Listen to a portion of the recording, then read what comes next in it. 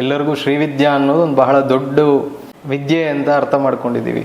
ಇಲ್ಲಿ ಬರುವಂತಹ ಎಲ್ಲ ಸದ್ಭಕ್ತರಿಗೂ ಆಸ್ತಿಕರಿಗೂ ಅಮ್ಮನವರ ಒಂದು ಆರಾಧನೆ ಮಾಡೋವರೆಗೂ ಪ್ರತಿಯೊಂದು ಸಿದ್ಧಿ ಆಗಲಿ ಅಂತ ಹೇಳಿ ಅಮ್ಮನವರ ಒಂದು ಪ್ರಭಾವ ಎಲ್ಲ ಒಂದೊಂದೇ ಎಳೆಯಾಗಿ ಹೊರಗೆ ಬರೋಕ್ಕೆ ಪ್ರಾರಂಭ ಆಗುತ್ತೆ.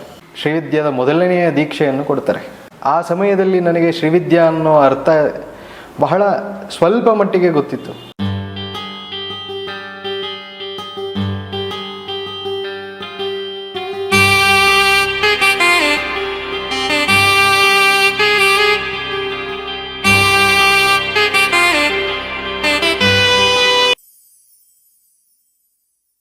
ಇವತ್ತು ನಮ್ಮ ಕಾರ್ಯಕ್ರಮದಲ್ಲಿ ಸ್ವಪ್ರಕಾಶ ನಂದನಾಥ ಅವರನ್ನು ಕಾರ್ಯಕ್ರಮಕ್ಕೆ ಸ್ವಾಗತಿಸೋಣ.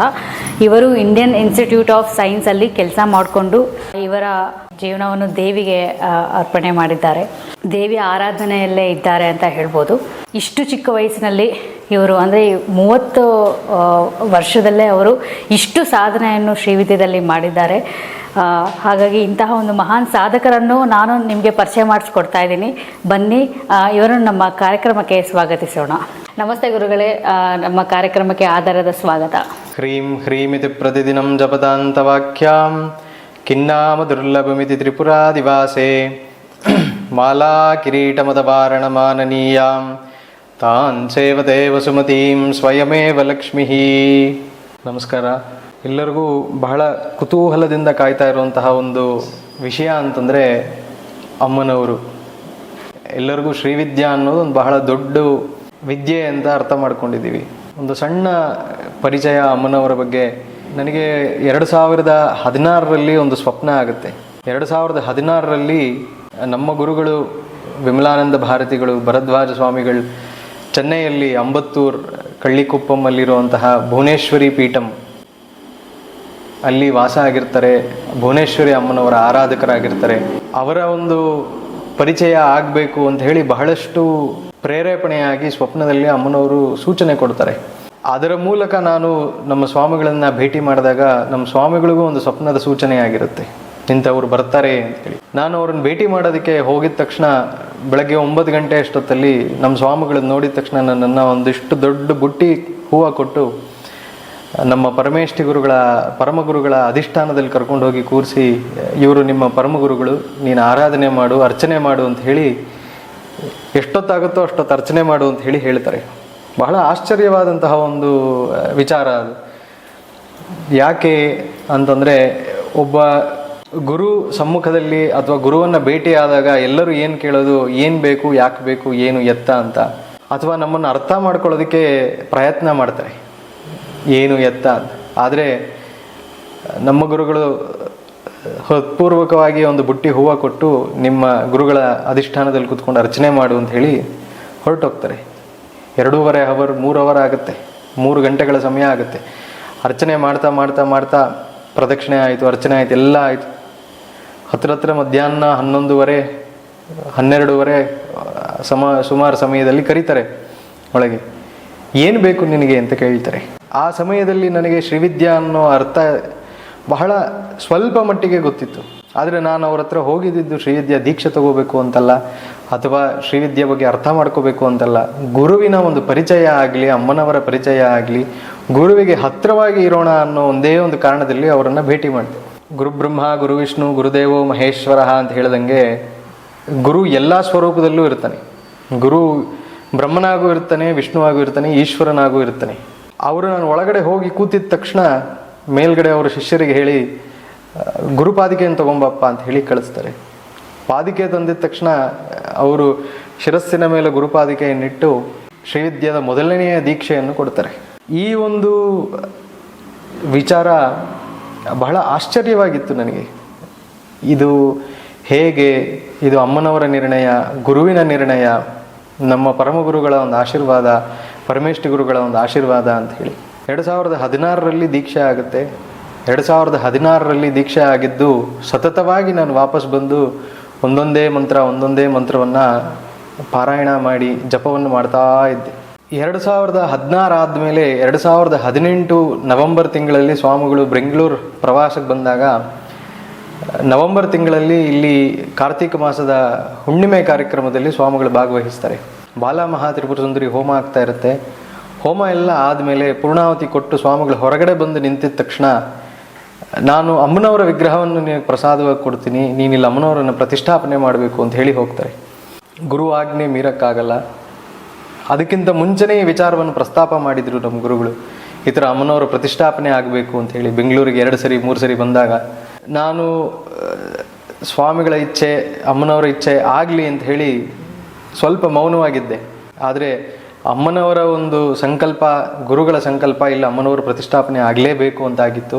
ಅದು ಹೇಳಿದ್ದ 1 ವಾರದ ಒಳಗೆ, 3 ದಿನಗಳ ಒಳಗೆ, ಡಿಸೆಂಬರ್ನ ಮೊದಲನೇ ವಾರದಲ್ಲೇ ಸ್ವಾಮಿಗಳು ಮತ್ತೆ ಚೆನ್ನೈಯಿಂದ ವಾಪಸ್ ಬಂದು ಮಾರ್ಗಶೀರ್ಷ ಮಾಸದಲ್ಲಿ ಕಾರ್ತಿಕ ಮಾಸ ಸಂಧಿಯಲ್ಲಿ ಅಮ್ಮನವರನ್ನು ಪ್ರತಿಷ್ಠಾಪನೆ ಮಾಡ್ತಾರೆ. ಡಿಸೆಂಬರಲ್ಲಿ ಅಮ್ಮನವರ ಪ್ರತಿಷ್ಠಾಪನೆ ಆಗಿ ಅಮ್ಮನವರಿಗೆ ನಾವು ರಾಜರಾಜೇಶ್ವರಿ ಅಂತ ಹೇಳಿ ನಾಮಧೇಯವನ್ನು ಅಥವಾ ಅಮ್ಮನವರಿಗೆ ಒಂದು ನಾಮವನ್ನು ಸಂಕಲ್ಪ ಮಾಡಿ ಹೇಳ್ತಾರೆ.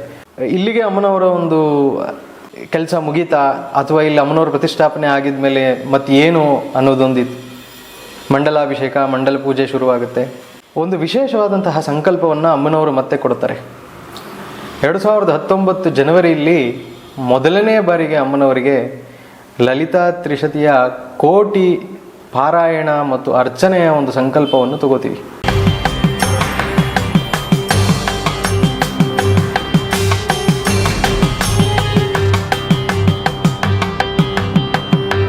ಅಲ್ಲಿಂದ ಅಮ್ಮನವರ ಒಂದು ವಿಪರೀತವಾದಂತಹ ಶಕ್ತಿ, ಅಮ್ಮನವರ ಒಂದು ಪ್ರಭಾವ ಎಲ್ಲ ಒಂದೊಂದೇ ಎಳೆಯಾಗಿ ಹೊರಗೆ ಬರೋಕ್ಕೆ ಪ್ರಾರಂಭ ಆಗುತ್ತೆ.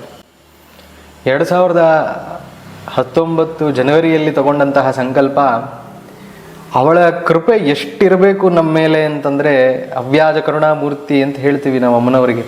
ಅವ್ಯಾಜ ಕರುಣಾಮೂರ್ತಿ ಅಂತಂದರೆ ಆ ಕರುಣೆಗೆ ಕೊನೆ ಇಲ್ಲದೆ ಇರೋವಂಥದ್ದು ಅಂತ ಹೇಳಿ. ಆ ಅವ್ಯಾಜ ಕರುಣಾಮೂರ್ತಿ ಅಂತ ಹೇಳೋದಕ್ಕೆ ನಾವು ಪ್ರಾರಂಭ ಮಾಡಿದ ಲಲಿತಾ ತ್ರಿಶತಿಯ ಕೋಟಿ ಪಾರಾಯಣ ಕೇವಲ ಈ 3 ತಿಂಗಳಲ್ಲಿ 1.5 ಕೋಟಿ ಪಾರಾಯಣ ಮುಗ್ದೇ ಹೋಗುತ್ತೆ.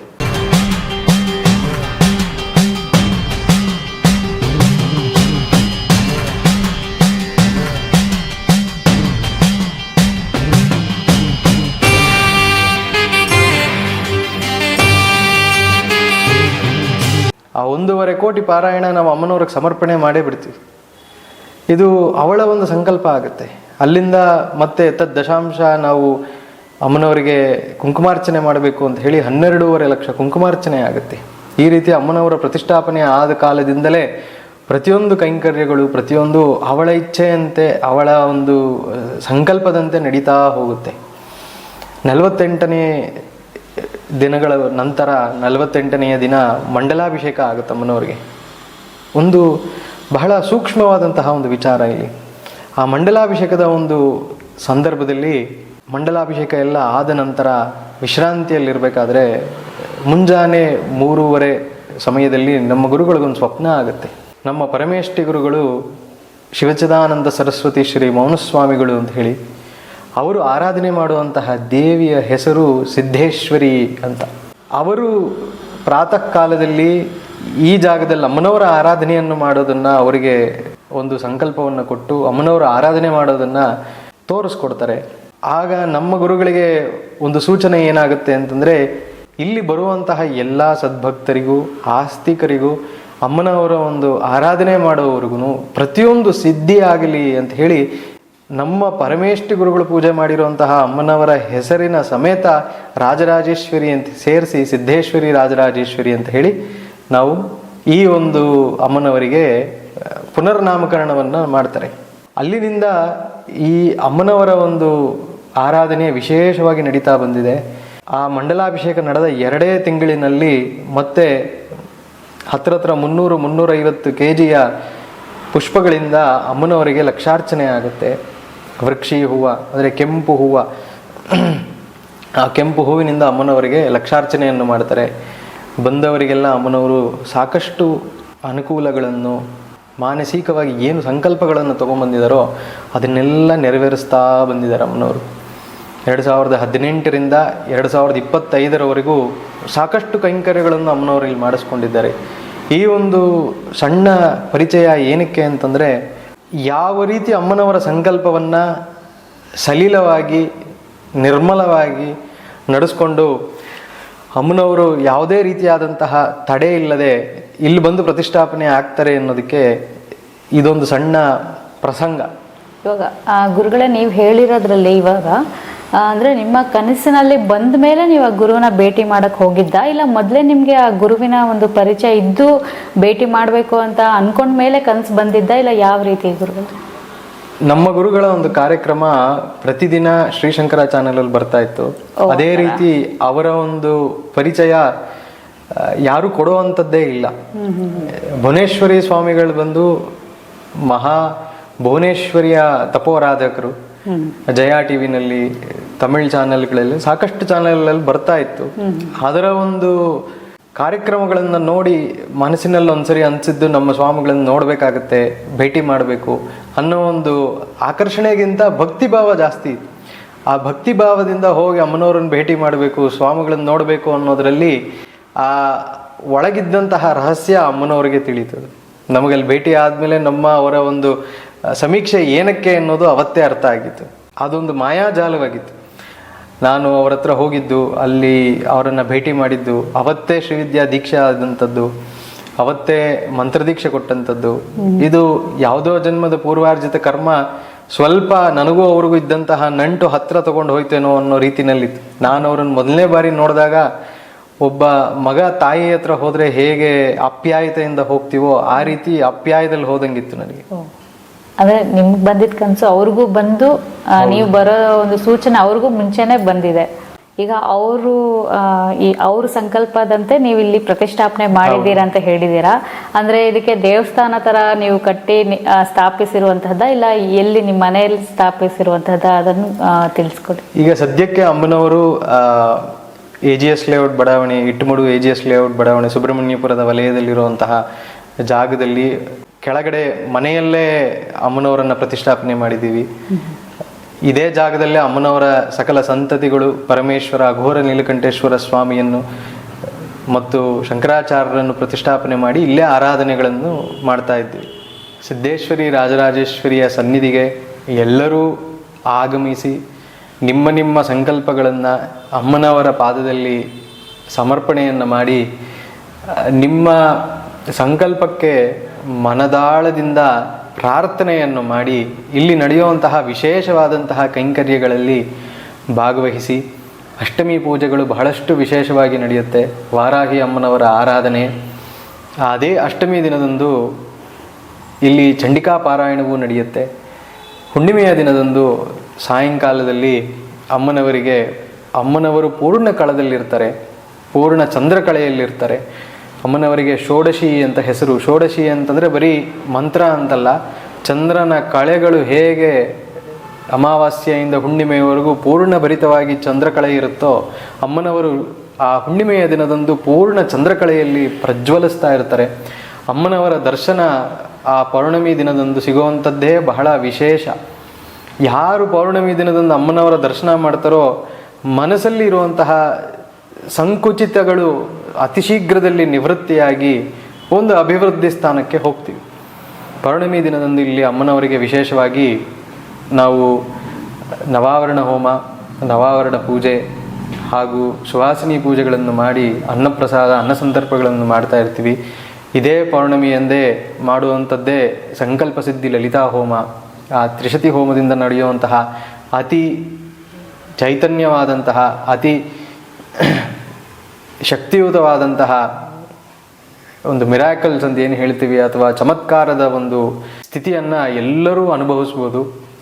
ಇಲ್ಲಿ ಬರೋದು ಬರೀ ಸಂಕಲ್ಪ ಇದ್ದರೆ ಮಾತ್ರ ಅಂತಲ್ಲ, ಸಮಯಾವಕಾಶ ಇದ್ದಲ್ಲಿ ಬಂದು ಈ ಜಾಗದಲ್ಲಿ ಕೂತು ನೀವು ಪಾರಾಯಣ ಮಾಡಿ ಇಲ್ಲಿರುವಂತಹ ಶಕ್ತಿ ಚೈತನ್ಯಗಳನ್ನು ನೀವು ಬರೆಸ್ಕೊಂಡು ಹೋದಲ್ಲಿ ನಿಮಗೆ ಎಷ್ಟೋ ಅನುಕೂಲಗಳನ್ನು ಆಗುತ್ತೆ.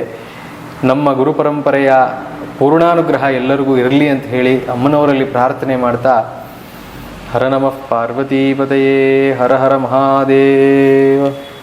ವೀಕ್ಷಕರೇ, ಇವಾಗ ನೀವೆಲ್ಲ ಕೇಳಿರ್ಬೋದು ಎಷ್ಟು ಅದ್ಭುತವಾಗಿ ಶ್ರೀವಿದ್ಯೆಯನ್ನು ಎಳೆ ಎಳೆಯಾಗಿ ನಮಗೆ ವಿವರಿಸಿದ್ದಾರೆ. ಹಾಗೆ ಇವರು ಶ್ರೀವಿದ್ಯೆ ಉಪದೇಶದ ಜೊತೆಯಲ್ಲಿ ಇಲ್ಲಿ ದೇವಿಯ ಆರಾಧನೆಯೂ ಸಹ ಮಾಡ್ತಾರೆ. ಅಂದರೆ ಮನೆಯಲ್ಲೇ ಅವರು ದೇವಿಯನ್ನು ಪ್ರತಿಷ್ಠಾಪನೆಯನ್ನು ಮಾಡಿ ಇಲ್ಲಿ ದೇವಸ್ಥಾನವನ್ನು ನಿರ್ಮಾಣ ಮಾಡಿದ್ದಾರೆ. ಈ ದೇವಸ್ಥಾನದ ಹೆಸರು ಸಿದ್ದೇಶ್ವರಿ ರಾಜರಾಜೇಶ್ವರಿ ದೇವಸ್ಥಾನ.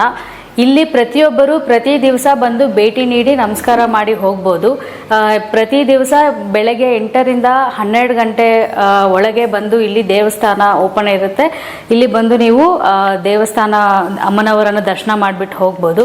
ಸಂಜೆ ಬರೋರು 6 ಗಂಟೆಯಿಂದ 8 ಗಂಟೆ ಒಳಗೆ ಬಂದು ಇಲ್ಲಿ ದರ್ಶನ ಮಾಡಿಕೊಂಡು ಹೋಗ್ಬೋದು. ವಿಶೇಷವಾಗಿ ಇಲ್ಲಿ ಅಷ್ಟಮಿ ದಿವಸ ವಾರಾಹಿಯ ಒಂದು ಆರಾಧನೆಯನ್ನು ಇಲ್ಲಿ ನಡೆಯುತ್ತೆ. ನೀವು ಅಷ್ಟಮಿ ದಿವಸ ಬಂದು ವಾರಾಹಿ ದೇವರಿಗೆ ಒಂದು ಸಂಕಲ್ಪ ಮಾಡಿ ದೀಪವನ್ನು ಹಚ್ಚಿ ಹೋಗ್ಬೋದು. ಅವರ ಮಾರ್ಗದರ್ಶನವನ್ನು ಸಹ ನೀವು ಪಡೆಯಬಹುದು. ಹುಣ್ಣಿಮೆಯ ದಿವಸ ಸಹ ಇಲ್ಲಿ ವಿಶೇಷವಾದ ಕಾರ್ಯಕ್ರಮಗಳಿರುತ್ತೆ. ನೀವು ಇಲ್ಲಿ ಬಂದು ಭಾಗವಹಿಸಿ ದೇವಿಯ ಕೃಪಾ ಕಟಾಕ್ಷಕ್ಕೆ ಪಾತ್ರರಾಗಬಹುದು. ಅಷ್ಟೇ ಅಲ್ಲ, ಇಲ್ಲಿ ನಿಮಗೆ ಲಲಿತಾ ಸಹಸ್ರನಾಮದ ಉಪದೇಶವನ್ನು ಕೊಡ್ತಾರೆ. ಖಡ್ಗಮಾಲ ಸ್ತೋತ್ರದ ಉಪದೇಶವನ್ನು ಸಹ ಅವರು ನಿಮಗೆ ಕೊಡ್ತಾರೆ. ಹಾಗೆ ತ್ರಿಶತಿಯ ಒಂದು ಸ್ತೋತ್ರದ ಪಾರಾಯಣದ ಒಂದು ಉಪದೇಶವನ್ನು ಕೊಡ್ತಾರೆ. ಶ್ರೀವಿದ್ಯೆದ ಒಂದು ಉಪದೇಶವನ್ನು ಸಹ ಅವರು ನೀಡ್ತಾರೆ. ಯಾರ್ಯಾರು ಆಸಕ್ತಿ ಇದೆಯೋ ಅವರು ಮುಂಚೆನೇ ಇವರಿಗೆ ಕರೆ ಮಾಡಿ, ಯಾರು ಈ ಉಪದೇಶ ಮತ್ತು ದೀಕ್ಷೆಯನ್ನು ತಗೊಳ್ಬೇಕು ಅಂತ ಇಚ್ಛೆ ಇದೆಯೋ ಅವರು ಇವರನ್ನು ಕರೆ ಮಾಡಿ, ಅಕಸ್ಮಾತ್ ಅವರು ಕರೆ ಸ್ವೀಕರಿಸಿಲ್ಲ ಅಂದರೆ ಒಂದು ಮೆಸೇಜ್ ಕಳಿಸಿ, ಅವರು ನಿಮಗೆ ನಿಗದಿತ ಸಮಯದಲ್ಲಿ ಅವರು ಯಾವಾಗ ಬರಬೇಕು ಅಂತ ಹೇಳ್ತಾರೆ. ಆವಾಗ ನೀವು ಬಂದು ಉಪದೇಶವನ್ನು ತಗೊಂಡು ನಿಮ್ಮ ಸಾಧನೆಯನ್ನು ನೀವು ಮುಂದುವರಿಸಬಹುದು. ಇಷ್ಟನ್ನು ಹೇಳ್ತಾ ಇವತ್ತಿನ ಸಂಚಿಕೆಯನ್ನು ನಾವು ಮುಗಿಸ್ತಾ ಇದ್ದೀವಿ. ಸಿಗೋಣ ಮತ್ತೆ ಇನ್ನಷ್ಟು ಜ್ಞಾನಭರಿತವಾದ ಸಂಚಿಕೆಯೊಂದಿಗೆ ನಾವು ಮುಂದೆ ಪ್ರಸ್ತುತ ಆಗ್ತೀವಿ. ಅಲ್ಲಿವರೆಗೂ ನಮಸ್ಕಾರ.